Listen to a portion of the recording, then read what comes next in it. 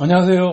오늘은 자동차 메이커에서 연비양 대회 합니다. 그리고 자기 차 연비가 높다, 그렇게 차가 팔리니까 어떻게든 홍보를 하게 되죠.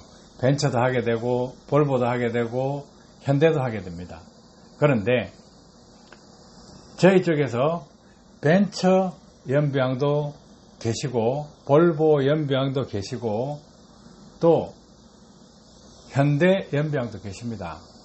그런데 현대 트라고 연비양 이 부분에 대해서 알려드리도록 하겠습니다. 신 사장님은 한 익스프레스 이 회사에서 운행을 하셨는데, 보통 연비양 대회에 나가서 1등 한다 그러면 상당히 잘한다고 생각하시잖아요. 운전을 잘한다고 하시잖아요. 그런데 연비양 대회에 나가면 실제 적재 상태에서 노선을 떼는 것이 아니고 그 한 코스만 띱니다. 공차 상태에서. 그러니까 차 적재량이 없다는 거예요. 무게짐을 싣고 실제 도로에 운행하는 조건이 아니니까 그냥 뻘뻘 끼면 됩니다. 누가 잘 기느냐, 적재량이 없으니까. 그런 상태에서 연비양이 되는 거죠. 그런데 화물차 하시는 분 아시겠지만은 적재 상태로 들어가면 운전 방법이 완전히 바뀝니다. 왜 바뀌냐면 도로 구배, 적재량, 차 엔진 상태, 엔진 저 방식에 따라서 달라지기 때문에 실전은 완전히 다르다는 거예요. 그래서 신 사장님은 2011년도에 트라고 연비광 대회에서 1등을 했습니다. 그러면 다른 사람들이 봤을 때는 연비왕 1등 하면 운전을 잘하는구나 이렇게 생각해서 우상화시킬 수 있고 자기가 어깨에 힘이 들어갈 수 있습니다. 그런데 문제는 이전부터 연비왕 대회에 나가지 않고도 현대에서 연비왕 대회에 나가지 않고 실제 현장에서 연비 내는 분이 많았다는 거죠.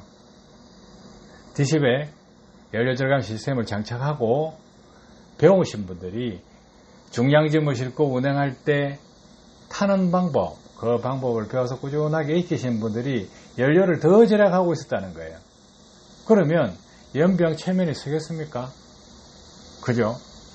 분명히 연비왕이라 그러면 같은 회사에 운행하시는 동료분들보다 연비가 높아야 됩니다. 그런데 연비를 못 따라내는 거예요. 왜? 장비를 달고 배워서 연비를 내시는 분들이 어지간히 연비 내겠습니까? 일반 사람들은 못 따라가죠. 일반 사람들은. 그래서 동료분들이 실제 운행을 하면서 연료비를 많이 절약하고 있으면 어떻게 되겠어요? 당연히 연비 운전이 중요하다는 걸 알고 연비를 많이 아낄 수 있다고 알고 있기 때문에 장착을 안 할 수가 없어요. 그러면 연비왕 대회에 나가서 1등을 하면 연비왕이야 1등 하면 실제 운행에서 연비 얼마 나와? 다른 분이 물어볼 거 아니에요. 얼마 나온다 하면 기존에 장비를 달고 저한테 배우시는 분들이 연비가 더 높을 거 아니에요. 당연히 높죠. 그러면 어떤 결과로 이어집니까? 연비왕이 연비왕이 아니라는 거예요. 그래서 연비는 뭐가 중요하냐면 실전에서 연비가 나와야 됩니다. 중량짐을 싣고 운행을 하면서 연비가 나와야 실제 연비왕이라는 거예요. 생활 연비에서 나와야 되는 겁니다. 같은 일, 같은 코스를 운행하면서 연비가 나와야 실제 기름값을 아끼는 거죠. 빈 차 가지고 헤드만 가지고 운행을 하면 그 연비왕, 그 헤드만 끌고 다니려고 운행을 하는 건 아니지 않습니까? 그래서 실제 탱크롤이 트레일러 연비로 최고 연비를 만들어야죠. 그래서 이런 부분 때문에 현실성 있게 접근하시면 내가 성용차를 가지고 연비를 잘 낸다, 헤드만 가지고 연비를 잘 낸다 이 생각 가지시면 안 돼요. 자기가 중량짐을 싣고 연비를 낼 줄 알아야 됩니다. 그래서 배우는 거예요. 아시겠죠? 연비왕 대회에 나가서 1등 했다 아닙니다. 이